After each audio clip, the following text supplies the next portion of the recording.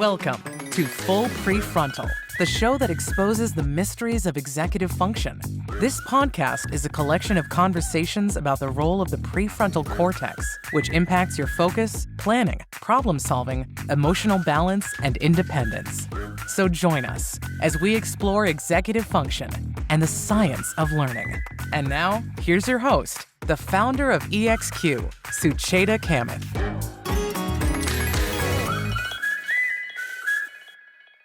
Welcome to another episode of Full PreFrontal. My mission is to help people understand that their brain's prefrontal cortex, at its best, acts as an orchestra conductor, directing actions, guiding emotions, tweaking responses, and calibrating decision-making in order to create beautiful, harmonious symphony of a well-lived life. And I bring you the guest who contributes to this process of uncovering the key components that drive and propel this neocortex into self-regulation. Each guest brings their unique perspective and their expertise to help promote the growth and development of this unique cerebral system that is designed to collaborate, communicate, and connect. And today I have a fabulous guest, and I am so thrilled that I get to celebrate her accomplishments with you because today is a very special day of her launch of her second edition of the book she has written. So let me introduce you to a dear friend and a colleague, a fellow SLPeeps, Elizabeth Sautter. She is a speech language pathologist, an award-winning author, blogger, highly sought after speaker. She specializes in social emotional learning, and she's been around in the field, inspiring all of us since 1996. She has special interest in this topic because she brings her personal story. I'm sure she'll share that with us. But she created a Make Social Learning Stick a while ago, and I'm so glad she has taken the time to kind of revisit that and make it even maybe 2020 ready, or maybe beyond 2020. And probably, I'm sure she has a lot to offer in terms of COVID context. And finally, she's also a co-author of a popular children's book series, my favorite, called Whole Body Listening, Larry. So welcome, Elizabeth, to the podcast. How are you?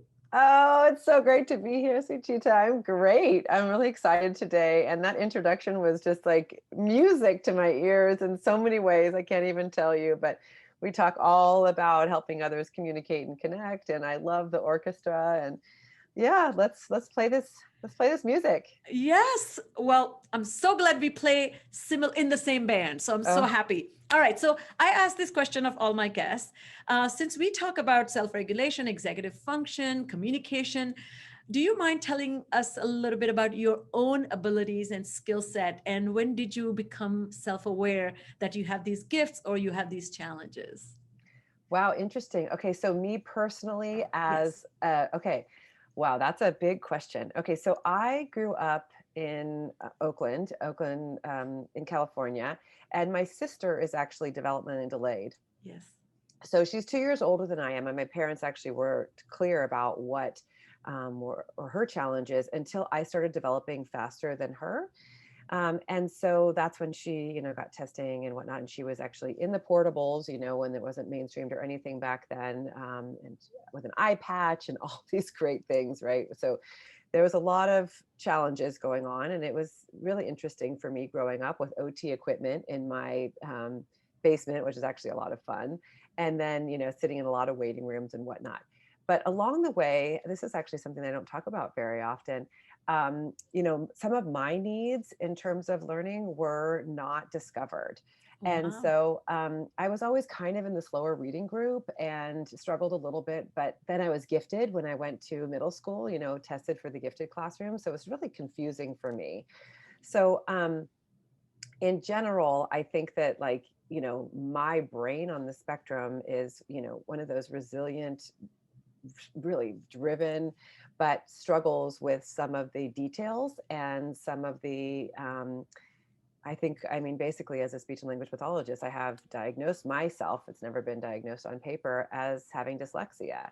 And now I'm learning a lot about this more for my own children, who I have 2 boys, and my older struggles quite a bit with executive functioning. he was diagnosed in 4th grade with ADHD, learning disabilities, and anxiety. And I saw some of the same things that I recognized in myself as a child in him, not so much the behavioral things, but he was a child that got his name on the board and benched for recess. I mean, come on, really benching kids for recess. So they all heard it from me. There's a great article that I have on my Pinterest page about that exact thing, about keeping kids away from recess who need to get their energy out. So anyway, that's also been part of my journey, is myself and how my brain works and learning about that. And I have editors for everything, but if you catch anything, you tell me, because I will never be offended, because it's not how my brain works. But my son as well, who has ADHD, learning disabilities, and anxiety, and just trying to get him the services that he needs, because he also is super bright. And everybody said, oh, he's fine, he just needs to be more motivated. Yeah, you know the story. And you can read about my journey. I've written a blog on that as well over on my website. But, that's been, a lot of advocating and ups and downs. And we call it, actually, Julian and I just did a podcast, actually a summit together for ADHD. And it was all about riding the waves. It takes ripples to make waves. And we talked all about riding the waves. So lot of personal things. I think it's so interesting. So I've been talking to experts all around the world, and this insight, personal insight, when you comes to you much later, once you're a little bit older and mature and have that capacity to look back. And I've always found that the clinicians that are on my podcast have so much more deeper insight, and I no offense to anybody else, but they are much more attuned, which is probably gets them help ready. So they're a lot more helpful because they have kind of had a lot more introspection. I don't think I have any learning disability when I was growing up. I do think, however, so I speak 5 languages and write 3, and I think my education suddenly went through a mega transformation where I was learning all subjects in Marathi, my mother tongue, until 10th grade. And 11th grade, everything shifted to English, which is science and math. So I'm doing math in my head in my mother tongue, and then you have to write this formula and theorems. Don't know the language, don't know the words. And I kind of got really screwed up, I think, in terms of I'm slower. I was not very confident if I'm writing proficiently, but I was a great writer. I could have been a literature major in my mother tongue. So I do understand the experiences because of having this little, whoa, I don't know what to make of it kind of experience. Well, yes, your brain is like over language processing, over executive functioning with all the different, signals going which way, where do they fire? I have a question for you though. Yes. What language do you dream in? So it's so funny. I think it's now, I am a proficient English speaker so if you take a trajectory of 40 years, I would say last 20 years, it's been in English. Okay. And I don't dream as vividly, so that's another problem. Right. We'll talk about that. But coming back, so I wanted to kind of set the stage for this, the new edition of your book, which is such a meaningful and important idea that you have put forward for everybody to benefit from, is more not just make social learning stick, but make social emotional learning.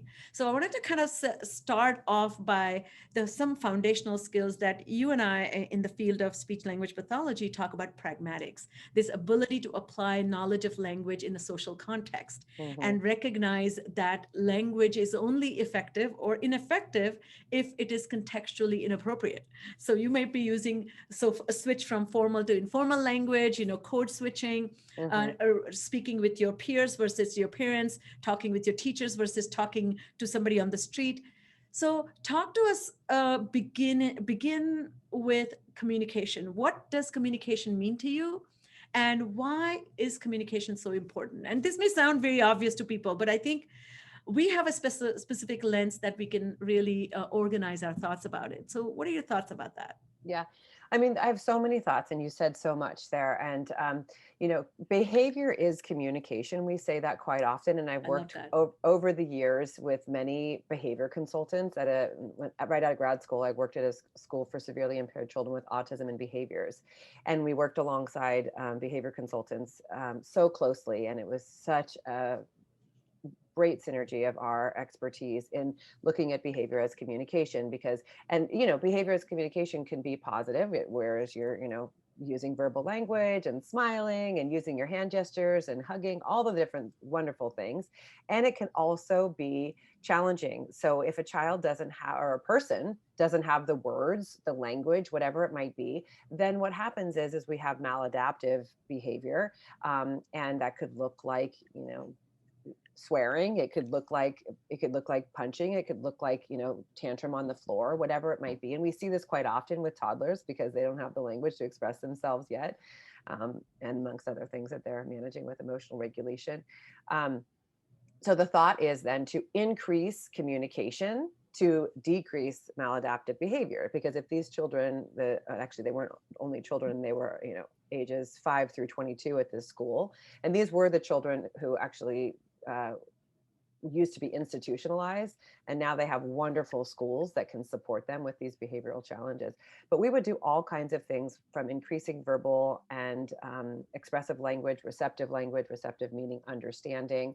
Expressive obviously is, using signs, gestures, picture communications, or verbal language to get their needs and wants met, to increase their communication so that they would then decrease these maladaptive behaviors. And then the goal was to get them, back into the public school system when they were able to increase their communication and have their behavior be somewhat manageable for a public school setting. So that right there is the extreme of it. But, in this day and age, I think communication is everything. And what you said about connection and collaboration, it's just like you have to have the skills to communicate, to have the ability to interact with other people and in an effective way, and collaborate and connect. And such a big part of communication is social. And that's what you mentioned too, is understanding, the thoughts of others. That's the perspective taking, really being able to step in somebody's shoes and realize they have different experiences and beliefs and whatever than you.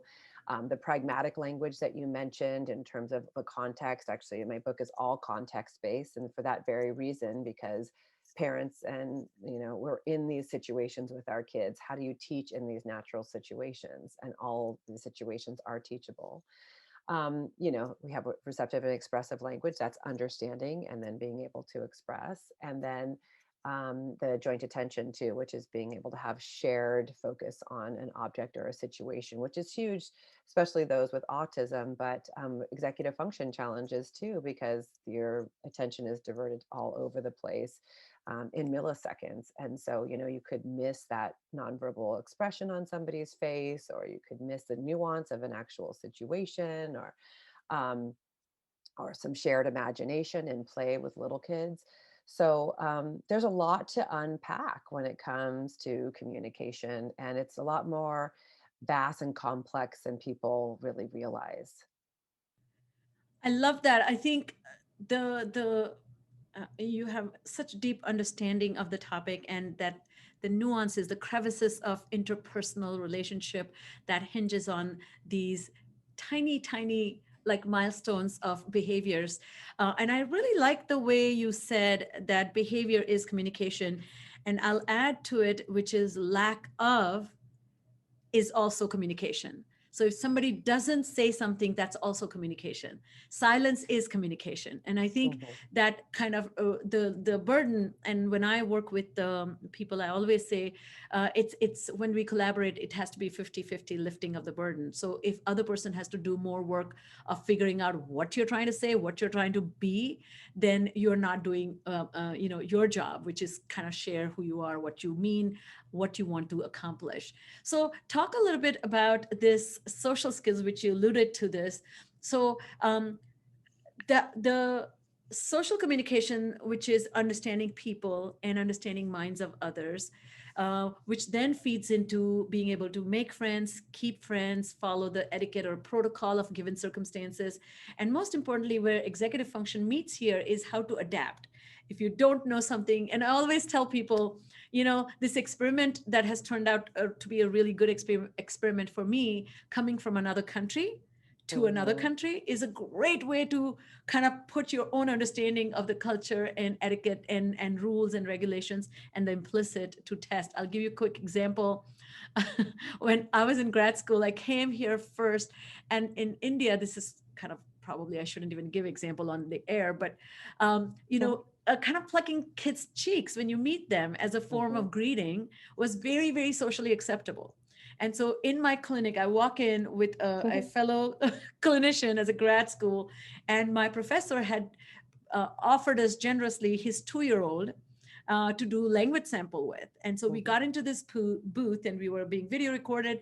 Two of us, the other fellow clinician was American, and here I am, FOB, fresh off the boat from India, go straight for this girl's cheeks and like, hi.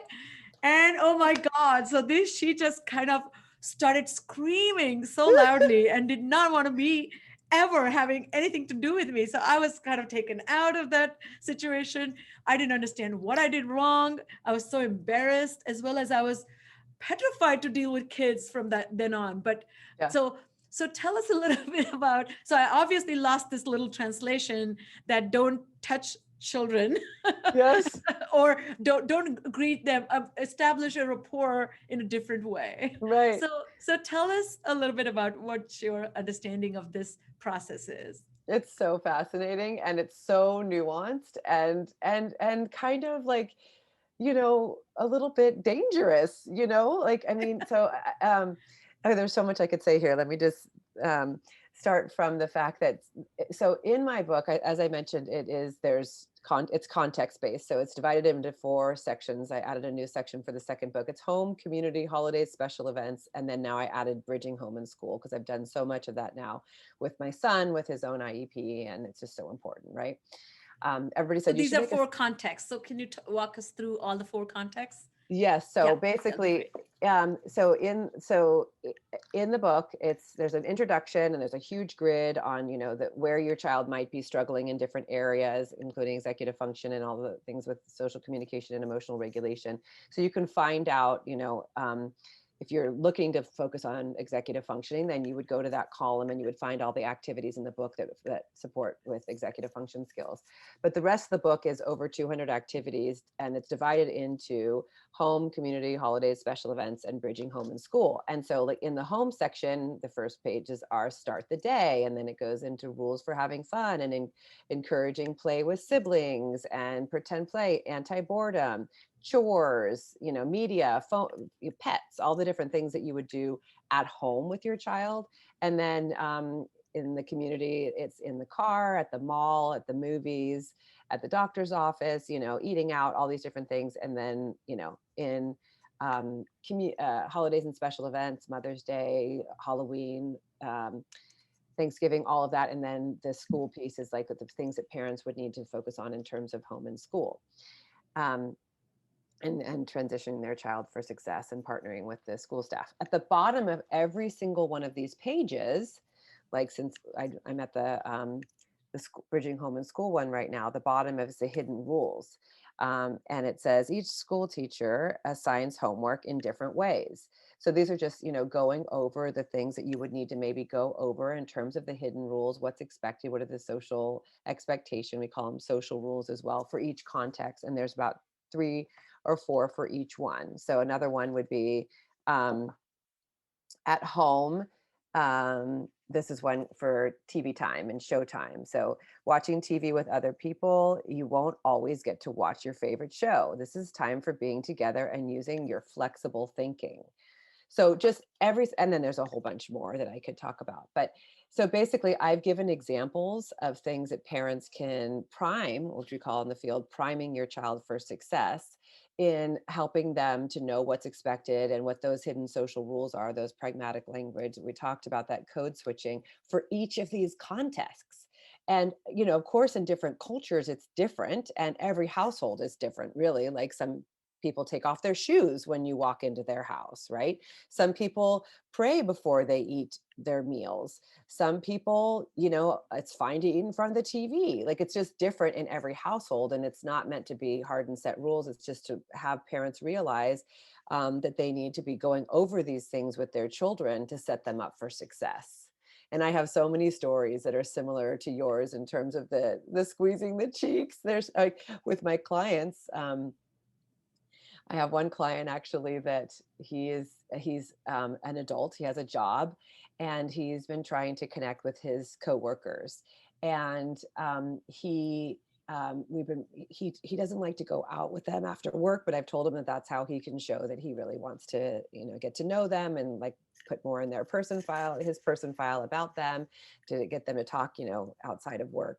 And so each month he goes one time. And so we always go over it beforehand and talk about, where are you going to go? Olive Garden, this place, that place. And we research all the different hidden rules of that place and like what it would be like. Well, one time he decided to go without reviewing it with me. So we went to this like dive bar, and they were going to play pool. And I said, okay, how'd it go? And he's like, I could only stay for 5 minutes. I was so overwhelmed, because he went in there, and I usually in my presentations, I show the picture because I Googled it with him afterwards. And it was this total dive bar that had bras hanging from the ceiling and underwear and lingerie and all of these like, I don't know what Unexpected. Unexpected. Like, how could I, and so he didn't get to go over the hidden rules of this particular dive bar. And he was so overwhelmed. He's just like, get me out of here. And so there's just so many nuances, even when you do go over them, but it can be helpful to review them ahead of time for sure. And afterwards to go over what we do, an autopsy, right? So what you're saying is really kind of we have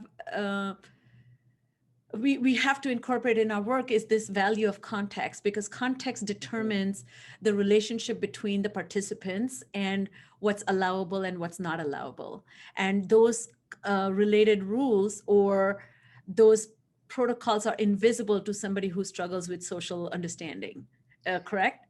Yes, absolutely. And actually, Peter Vermeulen talks about it being context blindness. So there can be people who have a hard time reading facial expressions. There can be people who have a hard time taking perspective and understanding the thoughts of others, theory of mind.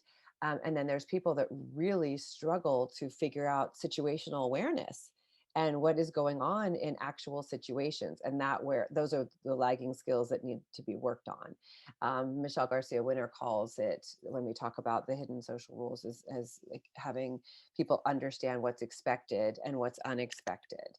And so, we try to have, be, accepting and not judgmental with, appropriate and inappropriate, or, etiquette and manners and those kind of things. But there are certain things, like zipping up your pants before you walk out of the bathroom, or certain things you say and don't say, or taking off your shoes or not, or pinching people's cheeks you make people feel comfortable or uncomfortable, right?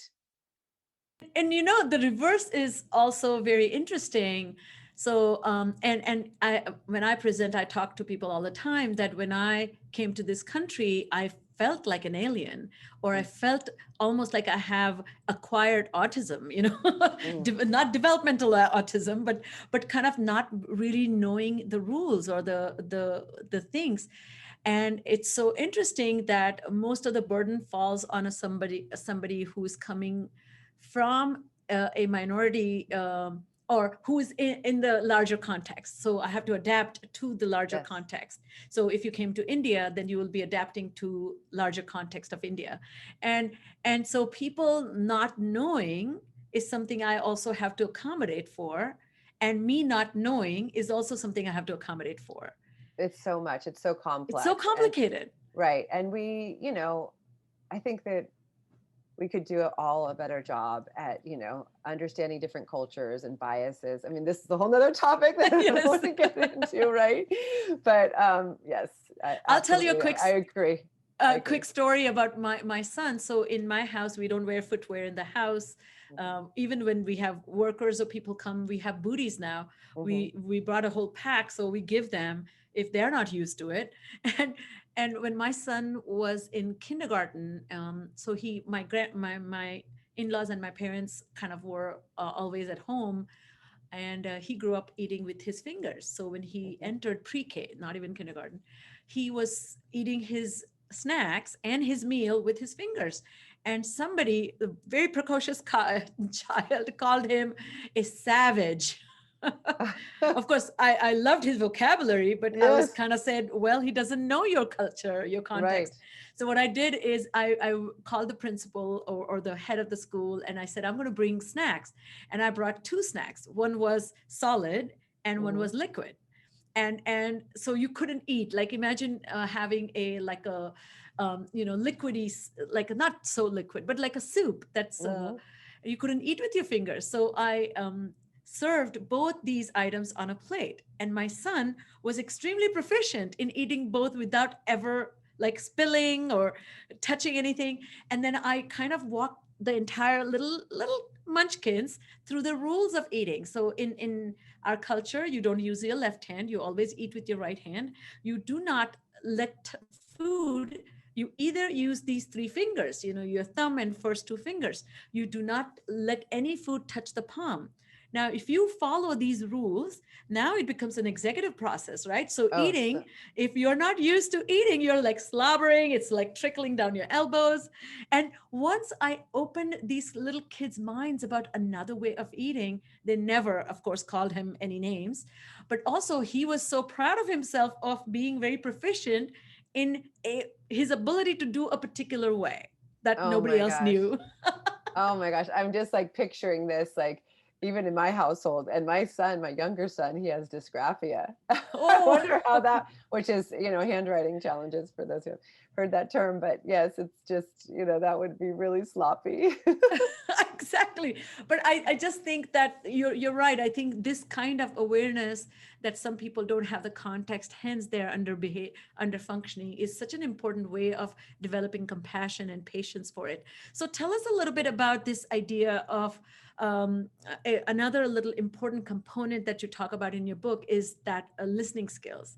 In what ways people lose their audience or do not pay attention, and what are some of the strong, powerful, meaningful listening skills that I think have incredible meaningful application to even adults with or without any challenges, not just kids.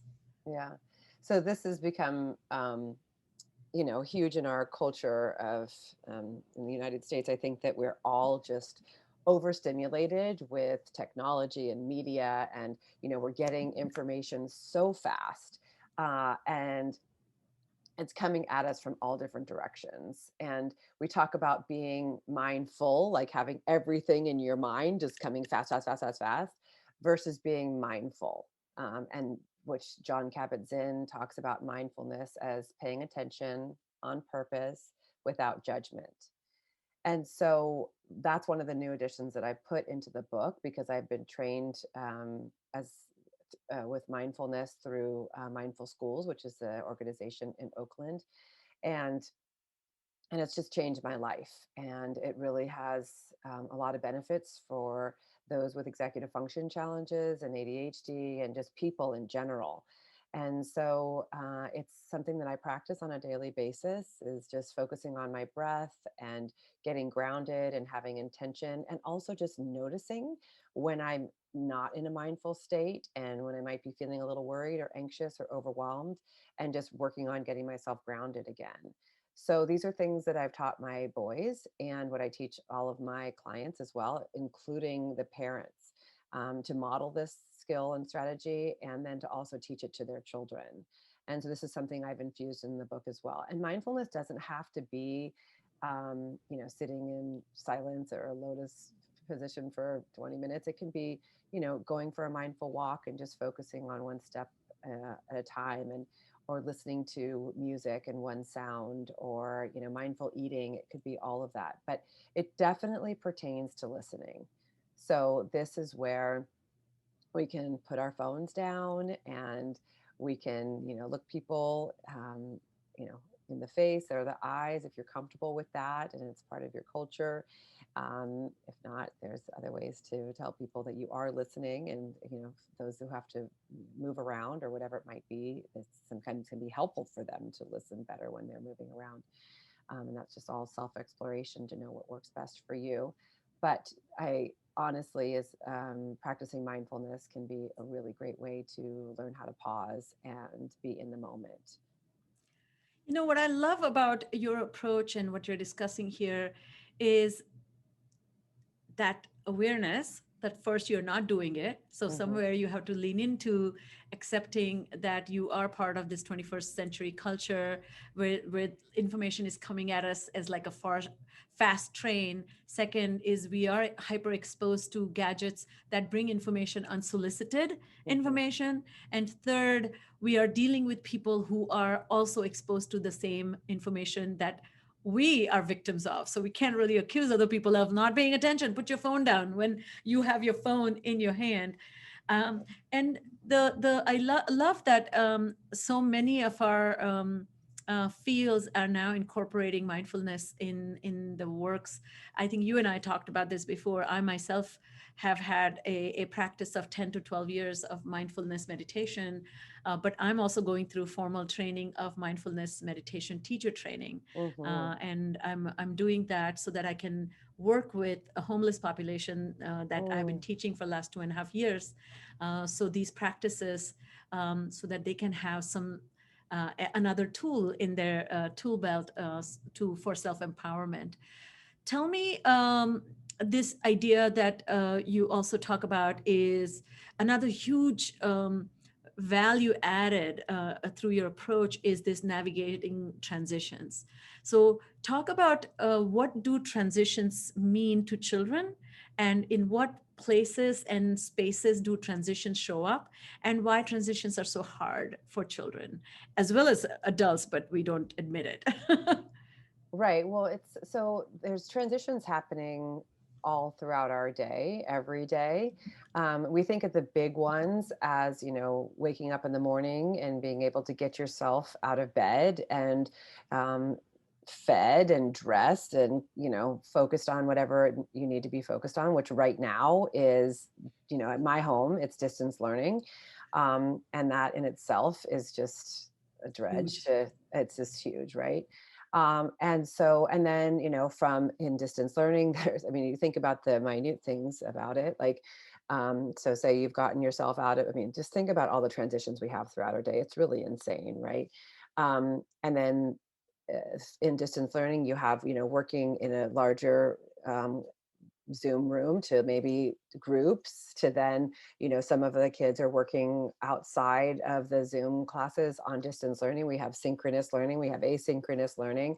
There's just so much to keep track of. And then, there's transitions from the day to the evening, to homework, to bed, to sports, to friends, to dinner, to, the table. It's just constantly transitioning. And there's so much involved with that, not only with the brain in terms of the cognitive load of, being able to have that, this is all executive functioning, right? So it's basically the hindsight, okay, what was that like, that working memory? What's in my memory about what do I know I need to do every morning I get up? That's pretty rote now. You don't have to maybe think about it as much. But okay, today is a different, like in our distance learning, we have every 2 weeks they change classes and they have 2 weeks at two classes at a time. So, okay, what classes do I have this Monday and or this Tuesday to be getting ready for? What books do I need? What materials do I want? That's all the hindsight that you're, retrieving in your working memory, to then also forethought to be, showing up with my hair looking decent. And this is the teacher who, like, wants me to have my video on, and oh, this is the class that I have that girl that I have a crush on, so I better, like, have that cute shirt on or whatever. And so that's the forethought of your goals for that, the outcome of having a positive experience, to be able to figure out what to do right now in the moment. So that's the executive function piece in all these transitions, which we just think is like, come on, get out of bed, what's the big deal, feed yourself and get on Zoom, come on. As parents, it's just like, it seems so easy, but there's so much going on. But then there's also the social regulation, sensory regulation, and emotional regulation. So just thinking about, your body as you're from state to state, as especially with my kids' bodies right now with teenagers, their hormones are all over the place, and, their sleep patterns are so different. And um, the regulation piece of it is huge. And then if you have a child that has any kind of sensory overwhelm, that's another piece of transitions too, from one situation to another. And, the temperature, the noises, the sounds. It's all just huge. And it's just important for us to be aware of your child's own unique profile in where they might thrive. And these are no big deals, and where they might struggle. And these are such, like you said, invisible, nuance-based, lagging skills.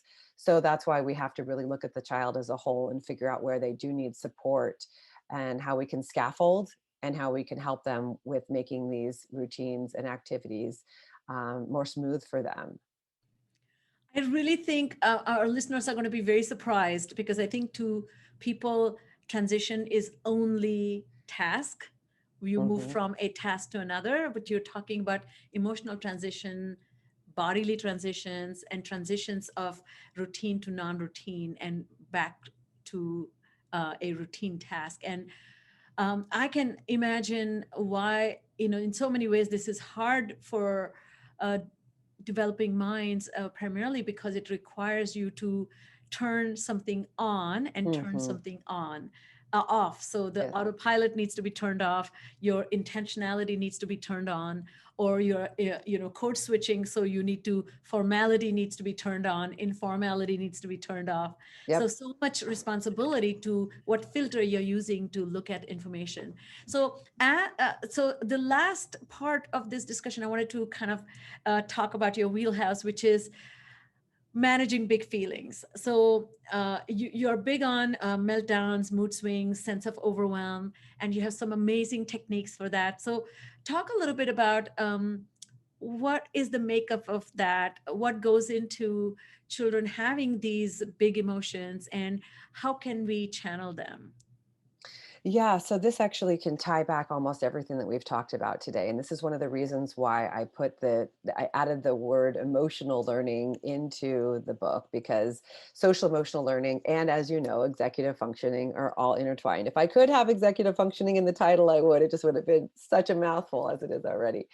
Um, and I actually have two card decks too, one on emotional learning and one on social learning, that are sort of everyday activities, not so much context based. But so the emotions are a huge piece of it, and the self regulation. As we mentioned before, behavior is communication. And if you're having these challenging behaviors in these situations, it's really important for us to look underneath the water line. It's, how we talk a lot in the field about it being an iceberg. Similar, our kids are kind of like similar to an iceberg model, where you see the child, the behaviors at on the tip of the iceberg, which is really only 10% of what's going on. You have to get curious and lean in, and lower the water line and go deeper to figure out what their lagging skills are. And if you have a child that is having meltdowns or overwhelm or anxiety or shutdown, oh, where's my turtle? In our parenting course here, I'll grab him really quickly. You can see this is the turtle that we have in our parenting course, and the co-creator of the parenting course, Rebecca, has the porcupine, because oftentimes we can retreat into our shell, and when we're overwhelmed. And this is my younger son. My older son is more of the his cohort is the porcupine, where your quills come out. Yeah. And then we talk a lot about how the parents are the wise owl. Anyway, so figuring out what's going on underneath the water line when a child is having those turtling moments, or a porcupine, or maybe they're having a combination of both, and helping them with what's going on. So we need to determine what those lagging skills are. Are they having trouble communicating with their words, or understanding with their language processing? Are they having trouble with transitions? Are they having trouble with task initiation? I want to reiterate what you were saying about task initiation too, because my son, the one with ADHD, he struggles so much with non-desired tasks, and it looks so, oh, he can really focus a lot when he's doing video games, but then you ask him to, take out the garbage, and it's like he says it feels like it's stabbing him, the undesired tasks and stuff. Anyway, so thinking about the emotional regulation is just figuring out what are the triggers, um, what are the lagging skills. Some of our children really have that sensory overwhelm or underwhelm. They might have trouble with interoception. That's how one of the sensory processing um, um, senses is understanding how your body feels, and your inner organs are telling your body how it's feeling. It's a domain of an occupational therapist, but I have a lot of clients that struggle with that. And when you Mhm. struggle with that, then you can't necessarily identify how you're feeling internally and label your feelings, and then get a tool or figure out what to do with it. So a lot of it is just being aware and understanding your own emotions. Um, and then, whether it's mindfulness practice, or um, whether you're doing other kinds of curriculum, like, the zones of regulation or emotional ABCs, to hone in on this more. There's a lot of work that can be done.